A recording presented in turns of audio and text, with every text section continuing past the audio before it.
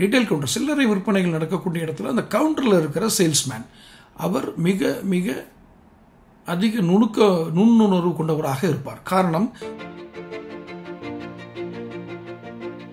Retail counter salesman ஒரு பெரிய பிராண்டை வச்சிட முடியுமா அப்படின்னு கேட்டால் சில காலத்திற்காவது அவரால் அந்த தாக்கத்தை ஏற்படுத்த இயலும்.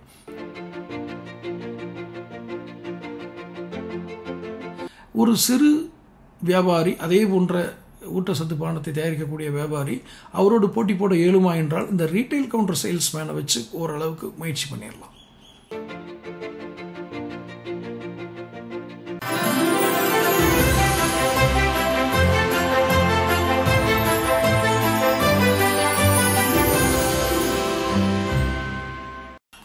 வணக்கம் தமிழகம் டைம்ஸ் நேயர்களே.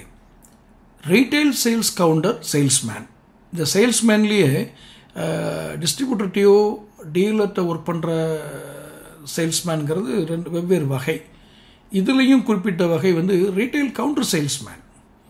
ரீட்டைல் கவுண்டர் சில்லறை விற்பனைகள் நடக்கக்கூடிய இடத்துல அந்த கவுண்டரில் இருக்கிற சேல்ஸ்மேன் அவர் மிக மிக அதிக நுண்ணுணர்வு கொண்டவராக இருப்பார். காரணம், வந்திருக்கும் வாடிக்கையாளர் இந்த நோக்கத்தோடு இந்த விலையில்தான் உள்ள பொருட்களை தான் வாங்குவார், அல்லது இந்த பிராண்டு தான் வாங்குவார், இவருக்கு இந்த பிராண்டு தான் பொருத்தமாக இருக்கும், இவர் வாங்கும் சக்திக்கு இந்த பிராண்டு தான் பொருத்தமாக இருக்கும் என்று வினாடிகளில் கணிக்கக்கூடிய அனுபவம் பெற்ற ரீட்டைல் கவுண்டர் சேல்ஸ்மேன் உண்டு. இவர்கள் பெரும்பான்மையாக product image and brand establishment இந்த இரண்டிலும் இவருடைய பங்களிப்பு ஒரு குறிப்பிட்ட தகுந்த அளவில் இருக்கும். காரணம், ஒரு ரீட்டைல் கவுண்டர் சேல்ஸ்மேன் ஒரு பெரிய பிராண்டை வச்சிட முடியுமா அப்படின்னு கேட்டால் சில காலத்திற்காவது அவரால் அந்த தாக்கத்தை ஏற்படுத்த இயலும். மிக கவனமாக கையாள வேண்டும், மிக ஆரோக்கியமான நிலையில் அவர்களை வைத்திருக்க வேண்டும். காரணம், சில கம்பெனிகள் ஸ்ட்ராட்டஜி பண்ணுவாங்க, மார்க்கெட்டிங் பிளான் பண்ணுவாங்க, சேல்ஸ் பிளான்ஸ் எடுப்பாங்க. ஆனால் அந்த ரீட்டைல் கவுண்டரில் இருக்கிற சேல்ஸ்மேனுடைய அந்த சேல்ஸ்மேன்ஷிப்பை பற்றி குறிப்பிடுவதற்கு அல்லது அவர்களை பற்றி அறிந்து கொள்வதற்கு அவர்கள் தவறி இருப்பார்கள். அது ஒரு சிறிய காலத்திற்காவது ஒரு தாக்கத்தை ஏற்படுத்தும்.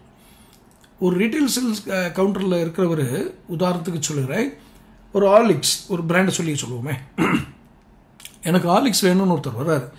ஆனால் அந்த retail sales counter man Horlicks எடுத்துகிட்டு வருவார். வரும்போது சொல்லுவார், ஆனால் இதை விட இது பிராண்டுனே, அதுக்காக 200 சொல்கிறாங்கண்ணே இந்த பாட்டில், ஆனால் இதே அளவுக்கு தயாரிக்கக்கூடிய இன்னொன்று இருக்குண்ணே, அது நான் கூட நேற்று வீட்டில் யூஸ் பண்ணி பார்த்துருக்கேன், நானே யூஸ் பண்ணி பார்த்துருக்கேன், நானே அந்த இடத்த நல்ல அபாஸ்கோல் போட்டிருக்கேன், நானே யூஸ் பண்ணி பார்த்துருக்கேன், நல்லா இருக்குண்ணே, குழந்தைகள்லாம் விரும்பி சாப்பிட்ருக்கேன், ட்ரை பண்ணி பாருங்கள், இல்லைன்னா ஹார்லிக்ஸ் வாங்கிட்டு போங்க. ஹார்லிக்ஸ் என்ன, கிட்டத்தட்ட குறைந்தபட்சம் 60-70 ஆண்டுகளுக்கு குறையாமல் அவர்கள், என்னுடைய நினைவு சரியாக இருக்கும் என்றால் ஒரு 60-70 ஆண்டுகளுக்கு குறையாமல் தங்களுடைய சந்தையை வைத்திருப்பவர்கள். ஊட்டச்சத்து பானங்கள் தயாரிக்கக்கூடிய, ஊட்டச்சத்து மாவு தயாரிக்கக்கூடிய ஒரு நிறுவனம். அதை பிராண்ட் பண்ணால் ஊட்டச்சத்து மாவுன்னு அதை இருக்கா, பிராண்டிங் பண்ணிட்டாங்க ஹார்லிக்ஸ்னு. ஹார்லிக்ஸ் ஆரோக்கியம்னாலே ஹார்லிக்ஸ் அப்படிங்கிற அளவுக்கு பிராண்டிங் பண்ணிட்டாங்க. ரொம்ப கடின உழைப்பு அது. அந்த கம்பெனியிடமிருந்து கற்றுக்கொள்ள வேண்டிய பாடங்கள் நிறைய இருக்கிறது. ஆனால் ஒரு சிறு வியாபாரி, அதே போன்ற ஊட்டச்சத்து பானத்தை தயாரிக்கக்கூடிய வியாபாரி அவரோடு போட்டி போட இயலுமா என்றால் இந்த ரீட்டைல் கவுண்டர் சேல்ஸ்மேனை வச்சு ஓரளவுக்கு முயற்சி பண்ணிடலாம். ஒரு ஏரியாவில் அந்த இது உங்களுடைய அதிர்ஷ்டத்துக்கு அது வேறு வாடிக்கையாளரை திருப்திப்படுத்திடுச்சு அப்படின்னா, அது ப்ராடக்ட் குவாலிட்டியிலாகட்டும் விலையிலும் இரண்டிலும் திருப்திப்படுத்திடுச்சுன்னா நீங்கள் எஸ்டாப்ளிஷ் ஆகிடுவீங்க. பேர் சொல்லாமலேயே அந்த கம்பெனி பேர்லாம் தெரியாது, அந்த பிராண்ட் பேரை சொல்லியே நிறைய ஊர்களுக்கு அது போக ஆரம்பிச்சிடும். Quality very very important. At the same time retail கவுண்டரில் அது பேர் வாங்கியிருக்கணும். இந்த பாட்டத்துலேருந்து விளையாடுறது. சிலர்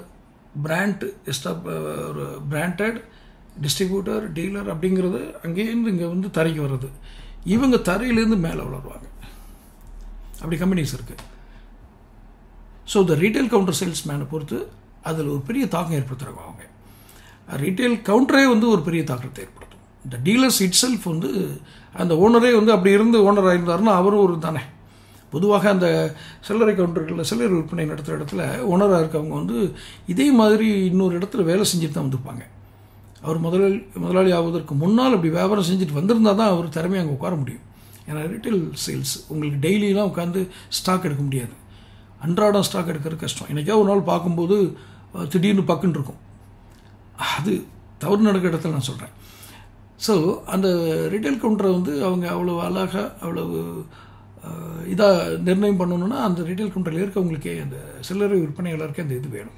ஸோ இதில் இருக்கிற மிக முக்கியமானது என்னென்னா, அன்பிராண்டட் அல்லது பிராண்ட் செய்வதற்கு செலவு செய்ய இயலாதவர்கள் நீங்கள் ரீட்டைல் கவுண்டரில் வச்சு பாட்டத்துக்கு கொண்டு போயிடலாம். மன்னிக்கணும், டாப்புக்கு கொண்டு போயிடலாம். பாட்டத்துலேருந்து டாப்புக்கு. முதல்ல டாப்லேருந்து பாட்டம் எப்படி வரணும்னு சொன்னேன். இப்போ பாட்டம் டு டாப். சிறு குறு நடுத்தர உற்பத்தியாளர்கள் இந்த மாதிரி ரீட்டைல் கவுண்டரை நம்பி நீங்கள் தாராளமாக உள்ள இது பண்ணலாம். அவங்க வளர்த்து கொடுக்குறதுலேயே வந்து சிலவங்க டிஸ்ட்ரிபியூட்டர்ஷிப் கேட்டுருவாங்க. ஐயா, நான் இந்த ஏரியாவுக்கு நான் டிஸ்ட்ரிபியூட்டர் எடுத்துக்கிறேன், இவ்வளோ சேல்ஸ் வருதில்லை அப்படின்னு. இது ஒரு வகையில் ரிவர்ஸ் மெத்தட்லேயே ஒரு நல்ல உடல் உழைப்பு சார்ந்ததும் தனி மனித முயற்சி சார்ந்ததும் இப்போ நான் சொன்னது. அது அப்படி செய்ய ரெடியாக இருப்போம். அதாவது எங்களுக்கு வந்து மார்க்கெட்டிங் எக்ஸ்பென்சஸ் பண்ண முடியாது, எங்களால் வந்து மார்க்கெட்டிங் பண்ணுறது கஷ்டம் அப்படின்னு நினைக்கிறவங்களுக்கு தான் இந்த மெத்தட். நீங்கள் பாட்டத்துலேருந்து டாப்புக்கு வரலாம் அப்படின்னு. ஸோ இரு வகையான வியாபாரங்கள், இரு வகையான சந்தை வழிப்படுத்துதல்கள் என்று சில வீடியோக்கள் இந்த வாரம் நிறைய போட்டிருக்கேன். ஸோ எல்லா வீடியோக்களும் பாருங்கள், சப்ஸ்கிரைப் பண்ணுங்கள், முடிஞ்ச அளவுக்கு நோட்டிஃபிகேஷன் பில் பதிவு பண்ணுங்கள், ஷேர் பண்ணுங்கள். முக்கியமாக உங்களுடைய பதில்களை பின்னூட்டங்களில் கமெண்ட் பாக்ஸில் போடுங்க. தொடர்ந்து சந்திப்போம் அடுத்தடுத்த வீடியோக்களில். நன்றி, வணக்கம்.